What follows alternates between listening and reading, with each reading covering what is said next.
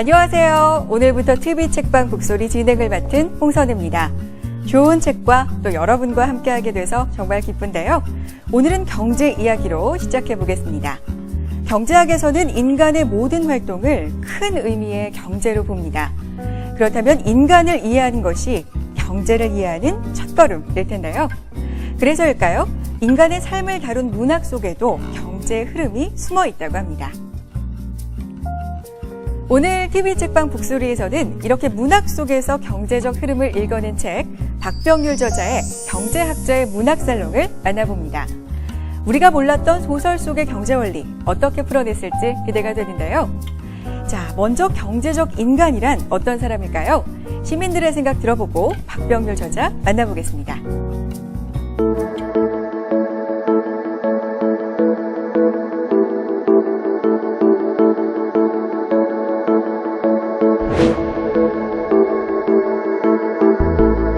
외출할 때마다 저 콘센트 같은 거 다 있으면 뽑고, 불 켜진 거 있으면 끄고, 그 가스 배관도 잠그고. 가까운 거리는 좀 걸어 다니는 편인 것 같아요. 신용카드 이런 건 안 쓰고 거의 체크카드 위주로 사용하고. 아직 학생이기 때문에 주로 책을 사기보다는 도서관에서 많이 빌려보기 때문에 그 물건을 뭔가 살 때 가격 비교를 되게 철저히 하는데, 그런 면에 있어서 제가 경제적인 인간이라고 생각해요.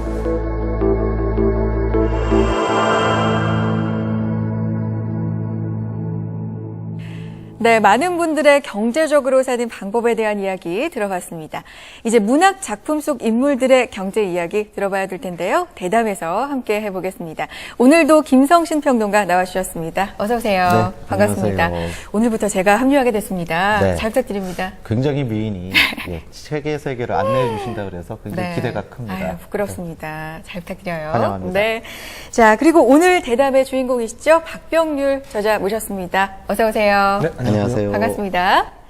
박병률 저자에 대해서 소개를 해드릴게요. 경제부 10년차 기자십니다. 사실은 그런데 경제를 전공하지 않으셨다고 해요. 이 부분이 상당히 특징적인 부분이신데, 그래서 오히려 어떻게 하면 경제를 쉽게 독자들에게 전달할 것인가, 그 부분을 고민하시면서 이 자리까지 오셨다고 하고요.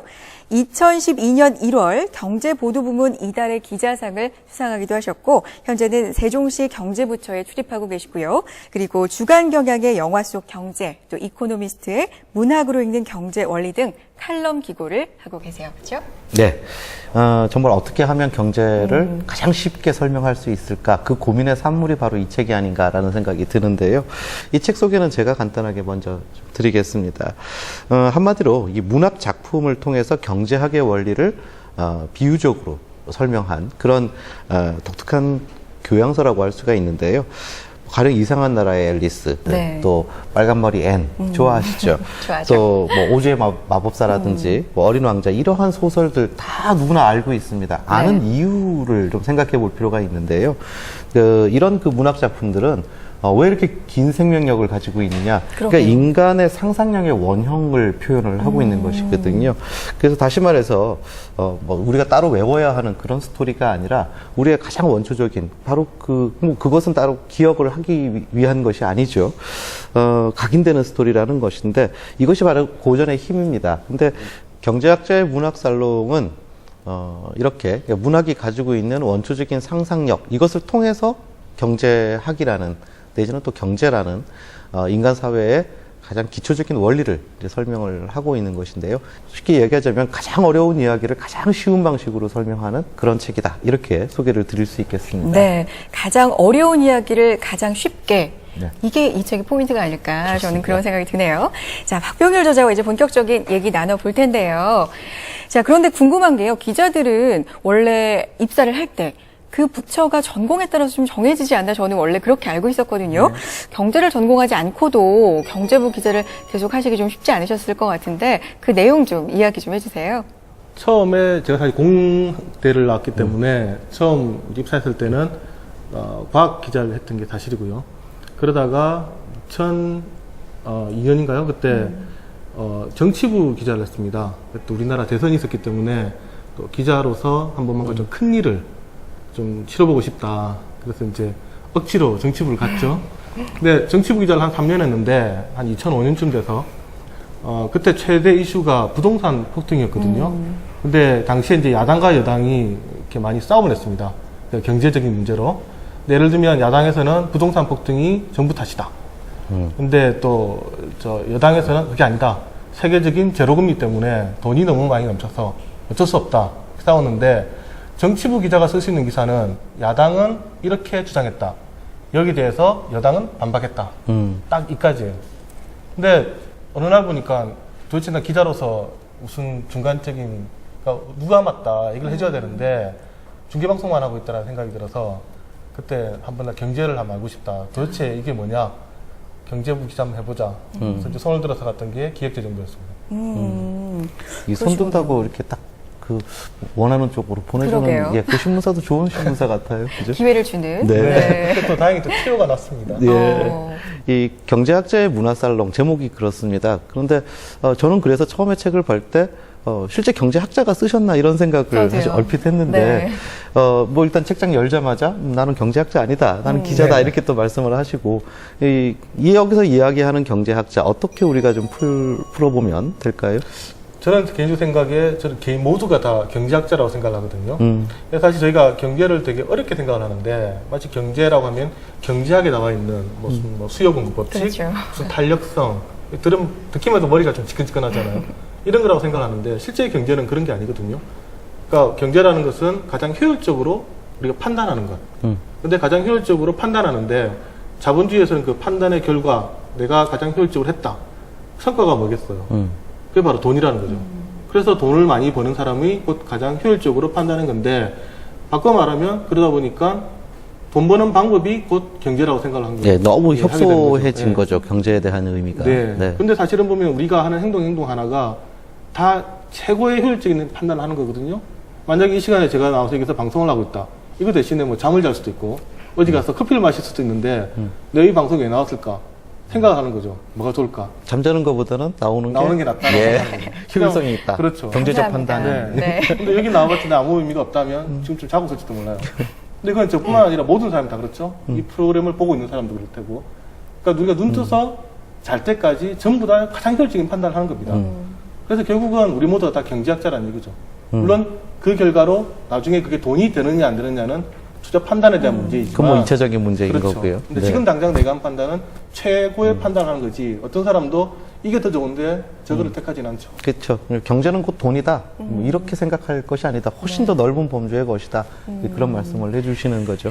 그래요. 자고 일어나서 아침에 눈 떠서부터 또 잠들 때까지 우리는 늘 경제적인 생각을 하고 어떤 게 더 효율적일지 생각을 하면서 개개인이 어떻게 보면 경제학자다 이런 의미인데 자 그러면 제목을 또 하나 풀어보겠습니다. 경제학자의 문학살롱인데 저는 이 살롱이라는 단어를 굉장히 좀 오랜만에 들어본 것 같아요. 이 살롱이라는 단어를 쓰신 것도 저는 상당히 신선했거든요. 살롱이라는 단어 주로 어디서 많이 들어보셨어요? 평론가님은? 글쎄요, 뭐 이렇게 한잔 하는 곳? 아, 그런 곳? 저는 헤어살롱. 아, 네. 헤어살롱의 주변에 많이 들어본 이후에는 없는 것 같은데, 문학살롱이란 말이죠. 상당히 신선하고 궁금해서 제가 사전을 찾아봤더니 프랑스어더라고요. 프랑스어로 뭐 응접실, 객실, 뭐 이런 용어던데, 문학살롱이라는 단어를 쓰신 이유가 있을까요? 그 살롱 문학이라고 있죠. 네. 그러니까 과거의 서양에서는 거의 모든 게 살롱에서 이루어졌습니다. 그러니까 커피 한 잔 하는 게 아니라 커피를 두고 마시면서 이런저런 얘기를 하는 거죠. 근데 과거 이제 서양의 그 계몽주의 시대 때는 커피 한 잔을 두고 때로는 정치 얘기도 하고 문학 얘기도 하고 과학 얘기도 하고 거기서 모든 게 다 이루어졌죠. 그래서 경제학자의 문학살롱은 이런 문학책 한 권을 두고 커피를 두고 이런저런 얘기를 하자. 이제 그런 개념에서 저희가 문학살롱이라고 이름을 붙였습니다. 앞서 시민들이 나는 뭐뭐한 면에서 경제적이다. 이 인터뷰 모음을 들어봤습니다. 경제적인 인간은 이제 호모 이코노미쿠스라고 하지 않습니까? 박병률 저자께서 본인이 나는 호모 이코노미쿠스다라고 생각하시는지 또 그렇다면 어떤 면에서 그런 경제적인 인간임을 가장 많이 느끼시는지 그것도 좀 궁금한데요. 대답 듣기 전에 저 알 것 같아요. 오늘 안 주무시고 여기 오셨잖아요. 그거 자체가 일단은 경제적인 생각을 하셨다고 말씀을 하셨는데 또 있겠죠? 그렇죠. 근데 현실적으로 말하면 이제 경제에 두 가지 요소가 있을 수밖에 없을 것 같습니다. 앞서 말씀드린 것처럼 일단 내가 어떤 판단을 가장 내가 효율적으로 했느냐 이러면 제가 무슨 판단을 하든 그것은 아주 경제적인 판단을 했기 때문에 나는 경제적 인간이다라고 할 수가 있을 거고요.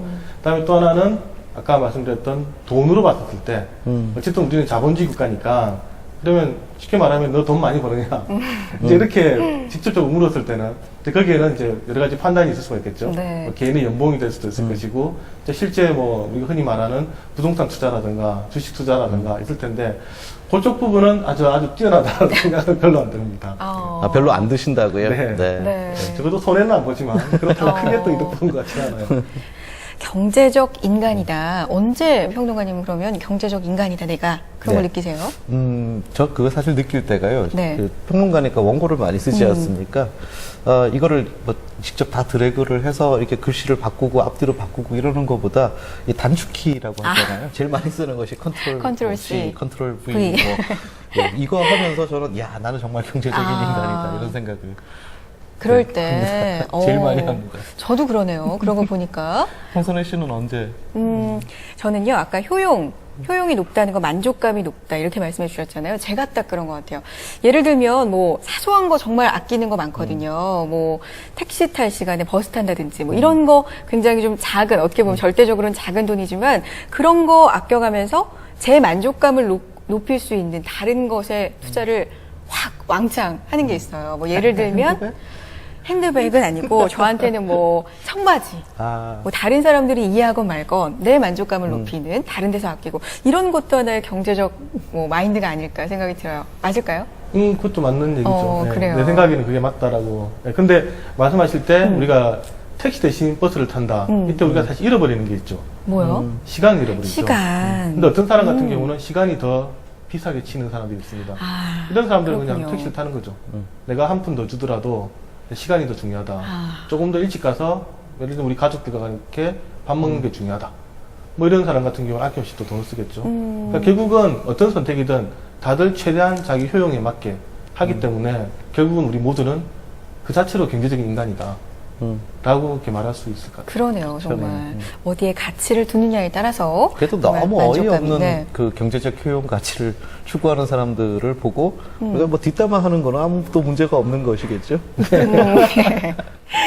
자, 그럼 책에 대해서 본격적으로 이야기를 이제 나눠보고 싶은데 직접 쓰셨으니까 네. 목소리를 한번 들려주셨으면 좋겠습니다. 네. 낭독을 한번 부탁드려도 될까요? 네, 네. 알겠습니다. 어떤 부분 읽어주실 거예요? 톨스토이의 사람은 무엇으로 사는가를 골라봤습니다. 네. 사람은 무엇으로 사는가는 톨스토이의 대표적인 단편 소설이다. 어느 농부의 집에 새들어 사는 가난한 구두 수성공과 부인이 있다. 수성공의 이름은 세몬, 부인의 이름은 마트리오나다. 세몬이 털가죽 외투를 사러 마을에 다녀오는 길에 한 남자를 만난다. 미하일이다. 그는 길모퉁이 교회 한 구석에 벌거벗은 채 쭈그리 앉아 있다. 세몬은 미하일을 그냥 지나쳐 가려는데 무언가가 뒷덜미를 잡아당기는 것 같아. 사람이 어려움을 당해 죽어가고 있는데 뭐하느냐 하는 양심의 목소리다. 세몬은 미하일에게 외투와 털신을 벗어주고는 그를 집으로 데려간다. 사람은 무엇으로 사는가는 인간의 행동을 일으키는 요인이 무엇인가를 묻는다. 경제학에서 말하는 인센티브다. 사람들은 행동을 결정할 때 이득과 비용을 계산한다. 그리고 이득이 많은 쪽으로 움직인다. 자본주의 사회에서 사람들을 움직이게 하는 가장 큰 요인은 돈이다. 그런데 여기서 의문이 생긴다. 사람의 마음을 움직이는 것은 단지 돈 때문일까? 행동 경제학에서는 돈이 전부가 아니다라고 반박한다. 사람은 사회적 인센티브나 도덕적 인센티브에 더 반응을 할 때도 많다는 것이다. 세몬 부부가 미하일을 도운 것도 도덕적 인센티브에 기인했다. 쓰러져 죽어가는 사람을 길거리에 그냥 방치할 수 없다는 사회적 인센티브도 작용했다. 알고 보니 미하일은 천사였다. 사람의 내면에는 사랑이 있고 사람은 미래를 알 수 없는 불안한 존재지만 이 사랑의 힘으로 살아간다는 것, 미하일의 깨달음이다. 네. 그러니까 사람이 사는 이유가 뭐 꼭 돈이라든지 이런 것이 아니라 사는 이유도 그렇고 살아가는 이유 뭐 다 사랑이다 이런 이야기 가슴 뭉클하게 다가오는 네. 경제학적 얘기 듣다가 이렇게 찡하게 얘기로. 되는 그러니까 이 사람이 철저하게 그 어떤 이익에 따라서만 움직이는 존재가 아니다. 근데 사실은 그렇잖아요. 그죠? 그렇죠. 그래서 요즘에 지금 최근에서도 나오지만 그 행동경제학 뭐 이러한 분야가 바로 그러한 부분들을 또 이렇게 그 경제학의 빈틈을 메워주고 있는데 그 이야기가 참 재밌습니다. 조금 더 설명해 주시겠습니까? 분명히 돈화할 수는 없지만 그게 내가 살아가는 또 다른 이유가 되는 것들. 그래서 따져보니까 그게 바로 사회적 인센티브다, 그다음 도덕적 인센티브다 이런 건데 결국 사회적 인센티브라는 것은 아무리 내가 돈이 많더라도 사회적 지위가 낮든가 사회에서 어떤 역할을 못한다 생각할 때 나는 행복하지 않더라는 거죠. 그 뭔가 또 필요하다. 그다음 도덕적 인센티브는 내가 돈도 많고 사회적 지위도 있는데 네. 사람 뭔가 착한 일을 하지 않았더니 존경을 못 받는 거예요. 예를 들면 내가 사기를 쳤다. 사기치고 나서 기분 좋은 사람이 없다라는 거죠. 근데 불쌍한 사람 한번 도와줬더니 괜히 뭔가 뭉클하고 아 이것도 나에게 새로운 뭉클하고 네. 이게 나에게 또 새로운 효용감을 주는 거죠. 돈이 아닌 또 효용감을 준다. 그렇다면 이거 전체를 봐야 되는 거 아니냐. 근데 어떻게 보면 첫 시작은 사실 여기서 시작이 됐던 거거든요. 이 톨스토이가 사람은 무엇으로 사는가 책을 냈을 때가 이제 소위 말하는 지금의 주류 경제학이 만들어질 때입니다. 이게 맞느냐? 아니면은 마르크스가 얘기하던 또 그런 자본론의 자본주의가 맞느냐? 도대체 우리 가치가 뭘까라는 상당히 논쟁이 많은 시기에 톨스토이는 돈이 전부가 아니다. 네. 사랑이다. 그래서 결국 톨스토이가 공동체주의를 주장하게 된 거죠. 서양 얘기를 들어주셨는데 사실 동양 문학에 대해서도 저는 네. 재밌게 읽은 부분이 있었어요. 운수 좋은 날, 현진건의 운수 좋은 날이었는데 인력거꾼 김첨지가 아내 인종을 안타깝게 지키지 못한 그 부분이 있잖아요. 그 부분은 경제학적으로 설명이 되어 있어서 상당히 재밌게 읽었거든요. 그 부분 다시 한번 설명 좀 부탁드려도 될까요? 그거는 이제 제가 경제학 원론을 통해서 설명을 드렸습니다. 네. 왜 인력거꾼이 자기 마누라가 죽어가는데 안 갔을까? 왠지 마누라 죽을 것 같은데도 가지 않습니다. 그 이유가 갑자기 그날 생각지도 않은 큰 삭을 받게 되는 그렇죠. 거죠. 이 돈을 받게 되는데 이제 경제학 원론에 따르면 이제 경제학자들이 이런 사실 심리를 미리 보고 이제 분석을 한 거죠. 생산자 잉여라는 개념을 만들어냅니다. 500원에 만들었다 해서 사는 사람이 500원 하면 팔지 않겠죠. 그렇죠. 나에게 이득이 있어야 되니까. 네. 상대방이 700원 이렇게 부르면 200원의 수익이 나게 되는데 이거를 생산자 잉여라고 합니다. 근데 그 인력거꾼의 같은 경우는 보통 이게 뭐 200원, 100원 나는 게 그날은 1000원 정도의 가치가 생겨버린 겁니다. 갑자기 많은 생산자 잉여가 생기니까 아내가 죽을 수 있다. 이것도 사실은 내가 그 가격에 포함되어 있거든요. 공급자 가격인가 공급 용의에 포함이 되어 있는데 그것과 비교를 해봐도 그 수익이 훨씬 크기 때문에 아내에게 가지 않고 자기는 그 사람을 태웠다라고 이렇게 분석을 해드린 겁니다. 그렇죠. 네. 근데 사실 뭐 비정하게만 볼 것이 아닌 것이 그 아내에게 뭐 좀 몸보신 할 수 있는 약도 사다 줄 수 있고 이제 뭔가 더 해줄 수 있으니까 그 판단이 설렁탕. 그 순간에는 옳다고 이제 믿은 거죠. 그러니까 이렇게 가령 뭐 생산자 잉여 이런 거 굉장히 딱딱하고 어려운 단어지만 어려워요. 네. 이렇게 운수 좋은 날 같은 작품을 통해서 설명을 들으니까 너무 쉽지 않습니까? 맞아요. 사실 저는 인상 깊었던 것이 그 이상의 그 네. 날개의 작품을 보면 이제 약이 나오죠. 아스피린과 아달린이든가요. 그렇게 해서 이제 그걸 갖고 또 설명해 주시는 경제학을 설명해 주는 부분들이 굉장히 인상 깊었는데요. 네. 네. 그 앞서 말씀드렸던 멜드스 이야기가 거기 또 나옵니다. 이상이 아마 알고 썼을 거라 생각하는데 그 날개에 보면 이제 화자가 이제 약이 취해가지고 이런 얘기를 하죠. 아스피린, 아달린 하다가 갑자기 멜더스, 마르크스 이렇게 나옵니다. 왜 갑자기 멜더스와 마르크스 대표적인 그러게요. 경제학자가 나왔을까? 근데 아스피린과 아달린이 사실 그 소설에 보면 반대적인 개념이거든요. 아스피린은 사람을 낫게 하는 약이고 아달린은 수면제입니다. 그러니까 아내가 나를 죽이려고 먹인 게 아닐까 하는 그런 일종의 독약의 개념인데 마르크스와 멜더스도 대척점에 있는 사람들이었습니다. 앞서 말씀드린 것처럼 멜더스의 경우는 인구론을 주장을 했는데요. 네. 그래서 결국 경제는 망할 수밖에 없다. 이것은 자본주의자들의 문제가 아니다. 자본가들은 문제가 없다. 그 왜 밑에 이제 밑에 점원들이나 부리는 사람들이 결국 니네들이 아이를 많이 낳게 되고 니네 스스로 붕괴되는 거다라고 주장을 하는데 마르크스가 그게 반박을 합니다. 그게 아니다. 문제는 상대적 광의 인구다. 그러면 상대적 광의 인구가 뭐냐? 그것은 인구가 많아서 방영이 되는 게 아니라 자본가들이 많은 잉여를 가져가기 때문에 밑에 있는 노동자들이 갖고 갈 게 너무 작아진다. 그래서 부족해지고 그러다 보니까 사람이 남아도는 거다. 그래서 자본주의는 자본가들이 가져가는 이윤만 쭉 잘 나눠주도록 잘 돌아간다라고 마르크스가 반박을 합니다. 그래서 경제학적으로 보면 멜더스와 마르크스는 반대쪽에 있는데 이상이 자신의 무너져가는 마음을 설명을 하면서 아스피린, 아달린, 뭐 아달린, 아스피린 하다가 갑자기 멜더스, 마르크스 이 두 개를 끼워넣게 되는 거죠. 1930년대 이상은 이미 멜더스와 마르크스를 알았다는 얘기입니다. 야, 재밌네요. 이런 비밀이 문학 속에 숨겨져 있는지 참 몰랐었는데 재밌습니다. 문학도 알고 경제도 알고 또 통틀어 다 알고 사회도 알고 참 일석몇조라고 할까요? 3조, 4조, 5조 계속 되는 것 8조쯤 같은데. 되지 그렇죠. 않을까 네.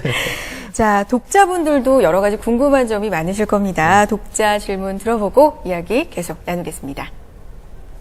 저 부탁드릴 게 있는데 저희가 경제적인 안목을 갖기 위해 읽어야 될 문학 작품이 있으면 좀 알려주세요. 궁금한 게 너무 많아서 좀 그런 부분을 알려주시면 도움이 되게 많이 될 것 같아요.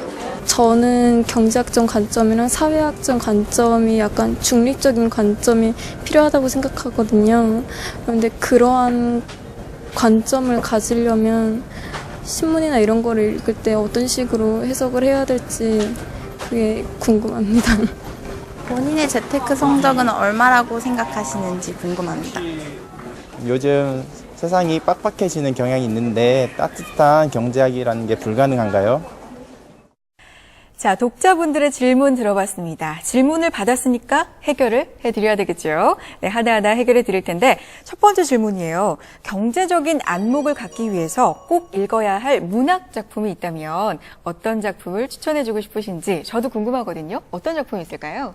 솔직히 딱 어떤 문학 작품으로는 딱히 말씀드릴 게 별로 없는 것 같은데 하여튼 무작정 많이 읽어라 말씀을 드리고 싶은데 그 중에 한 권을 굳이 말씀드리면 거대한 도박이라는 소설이 있습니다.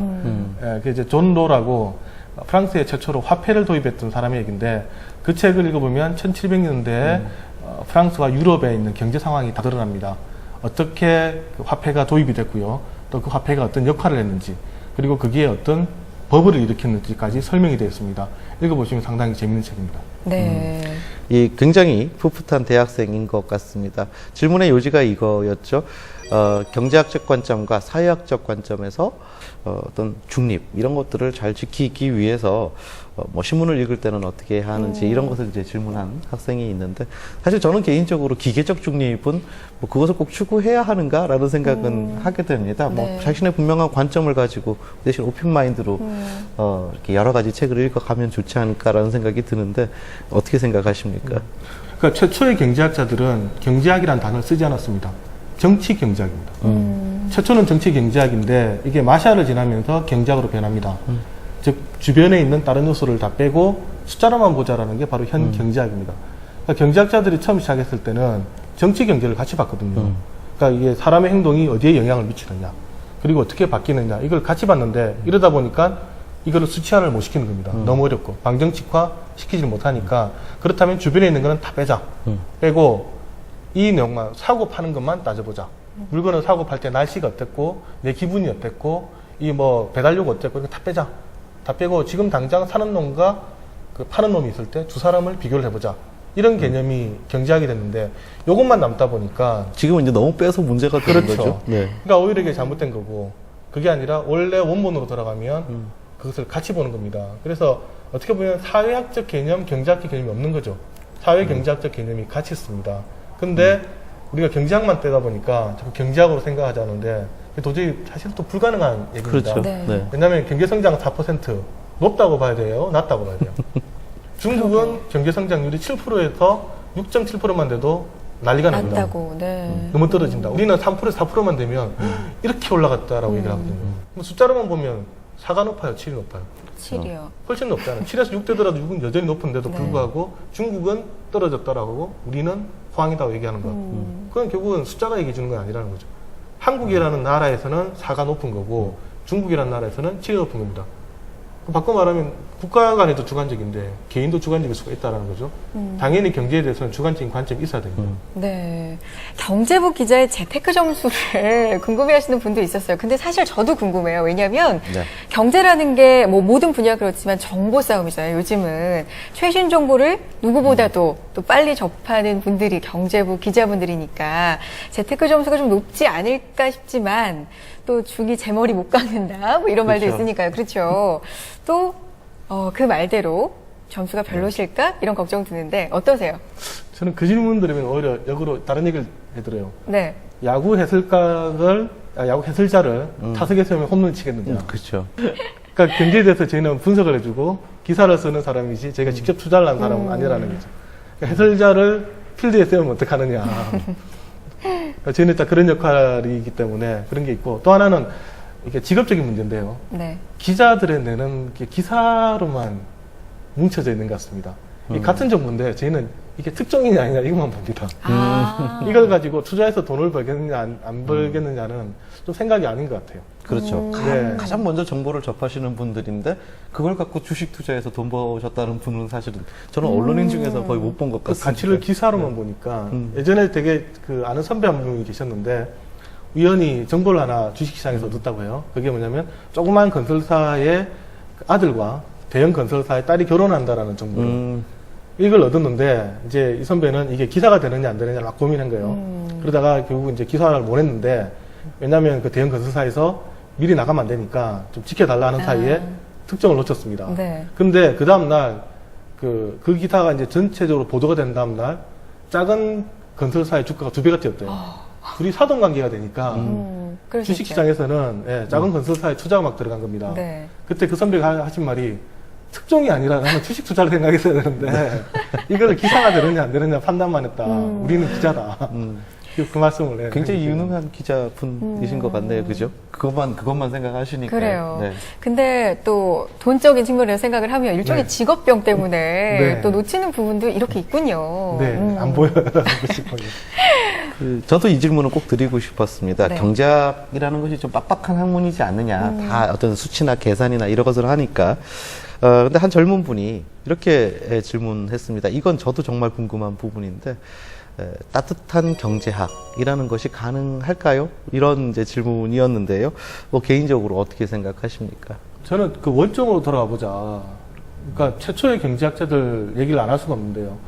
아담 스미스라든가 최초의 마샬도 그렇고요. 내용을 보면 최초의 경제가 따뜻했습니다. 즉 어떻게 하면 가난한 사람들을 먹여 살릴 수 있을까? 가난한 사람들을 먹여 살리기 위해서 우리가 무엇을 해야 될까 해서 경제학이 시작이 됩니다. 마샬도 경제학이 뭐냐 정의를 내려라 그러니까 일상을 연구하는 학문이라 했거든요. 우리가 아까 말씀드린 것처럼 정치 경제학, 국가는 무엇을 해줘야 되느냐 이게 최초의 경제학이었는데 이게 변하다가 보니까 수치화되고 산술화되고 하면서 돈 중심으로 간 겁니다. 그러다가 흘러와서 보니까 최고의 효율은 뭐냐? 돈 모으는 거다. 돈 위에 아무것도 없다. 이렇게 되다 보니까 경제학이 차가워진 거죠. 그렇다면 우리가 원론적으로 다시 돌아가 보자. 최초의 경제학자 만약에 죽어 있는 아담 스미스를 꺼냈을 때 왜 경제학을 만들어냈나요? 했을 때 돈 벌으라고 과연 했을까? 저는 아니라는 거죠. 어떻게 보면 경제학은 원래 따뜻한 경제학입니다. 근데 우리가 자본주의에 너무 빠져가지고 돈만 생각해서 그런 거지. 전 충분히 따뜻할 수 있다고 생각합니다. 그럼 현 시점에서 좀 더 경제가 따뜻해지려면 어떤 요소들이 좀 더 필요할 거라고 보세요? 이 사회에. 일단 역시 그렇다면 진짜 철학적인 문제일 수밖에 없는데요.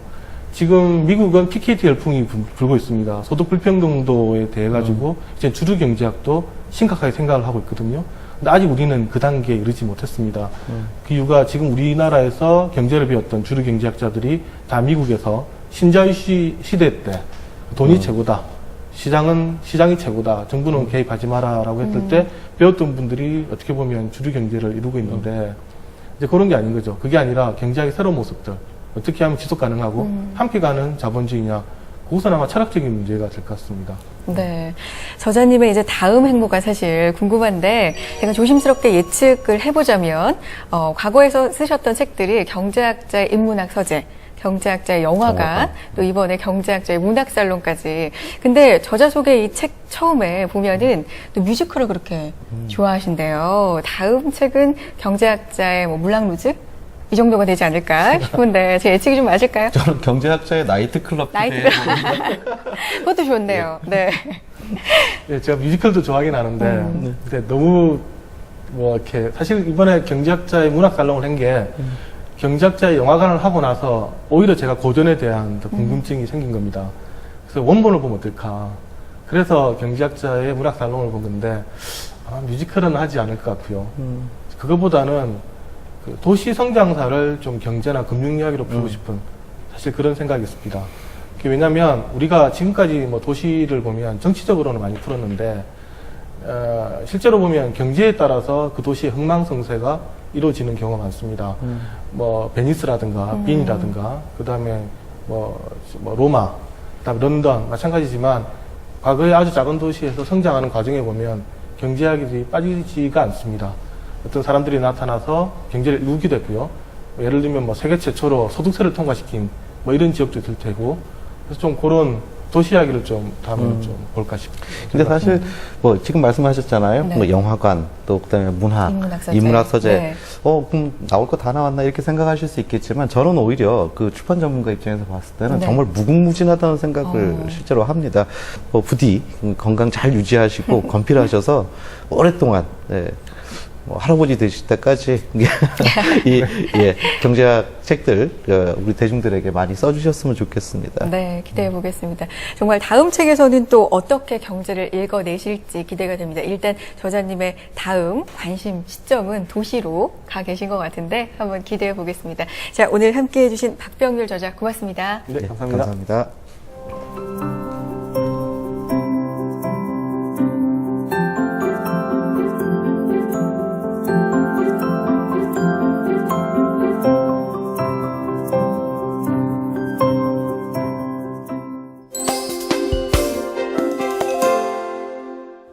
서울시 구석구석 다양한 도서관을 찾아가는 우리 동네 도서관 시간입니다.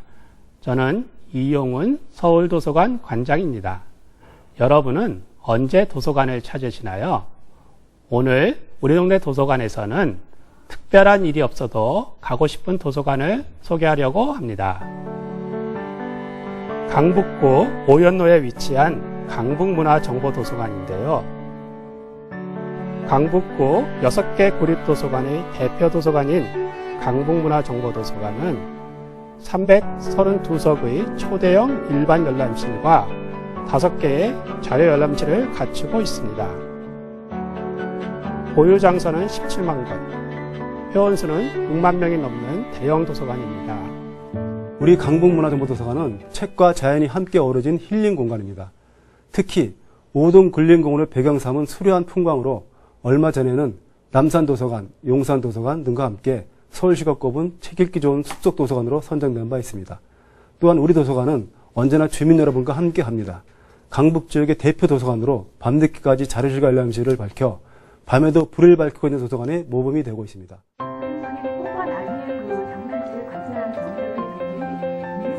오늘은 다산시대의 선비문화 강의가 있는 날입니다. 18세기 후반 전반적인 회화문화와 다산의 관계, 그리고 또 한 가지 우리가 정약용 선생님을 굉장히 경세적인 측면에서 많이 알고 있는데 오늘 제 강의에서는 그분이 아주 인간적인 따뜻한 면을 가지고 생활과 문화에서도 섬세한 감각을 가지셨던 분이라는 걸 전달해주는 그런 강의를 진행해 보려고 합니다. 특별히 이 강의는 강북구 지역 모임인 다산 아카데미와 도서관 교류의 산물입니다. 모임 회원들은 물론 강북문화정보도서관 이용자들 누구나 강의를 들을 수 있었는데요. 수준 높은 강의에 지역 주민들의 지적 욕구가 채워집니다. 다산 선생님을 되게 존경하다가 이런 인문학 강의가 있다 그래서 참여하게 됐고요.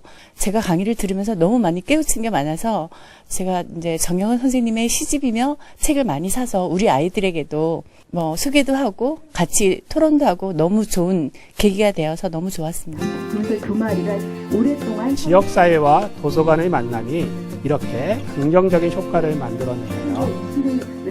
앞으로도 이런 특강이 종종 있다고 하니 홈페이지에 올라오는 정보들을 잘 살펴보면 좋을 것 같습니다. 우리 도서관의 모토가 다가가는 도서관, 가고 싶은 도서관입니다.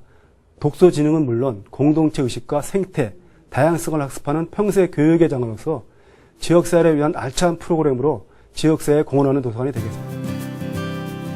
평생학습을 통해 강북구 구민들에게 열린 미래를 선사하는 우리 동네 도서관, 강북문화정보도서관이었습니다.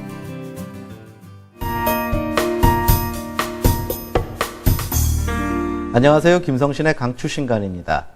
오늘 소개해드릴 책은 내 친구가 산부인과 의사라면 꼭 묻고 싶은 여자 몸 이야기라는 부제가 눈길을 끄는 마이 시크릿 닥터입니다. 이 책을 쓴 리사 랭킨은 미국의 산부인과 전문의입니다. 하지만 저자는 병원에 근무하며 진료만 하는 의사는 아닙니다. 현대인의 몸과 마음을 함께 치유하는 통합의학 전문가로서 환자 스스로의 치유를 돕는 사회운동인 핑크 의료운동을 주도하고 있는 활동가로 더 유명합니다.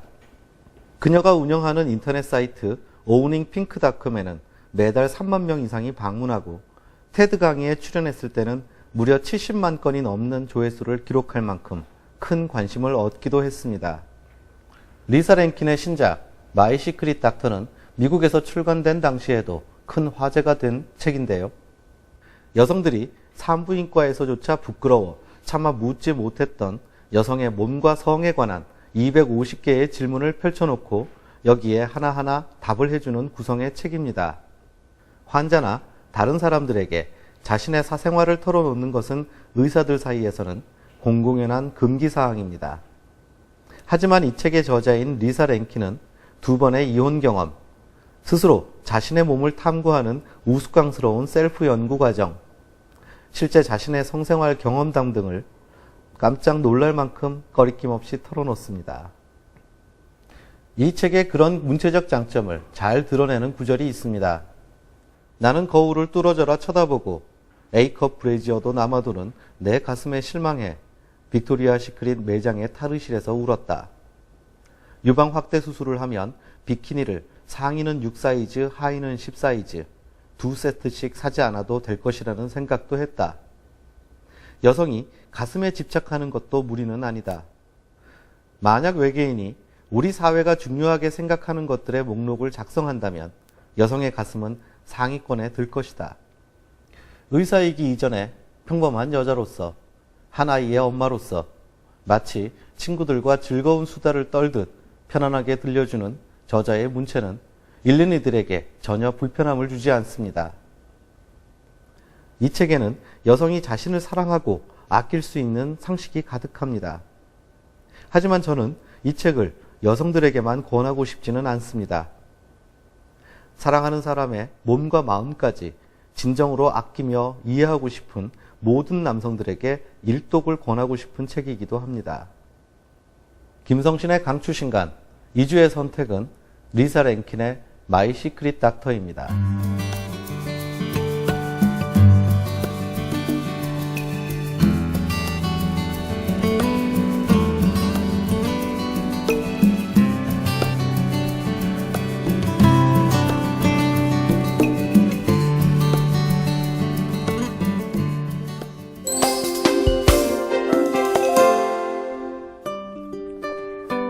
경제학의 시각으로 문학을 접해보니 쉬우면서도 색다른 묘미가 느껴지는데요.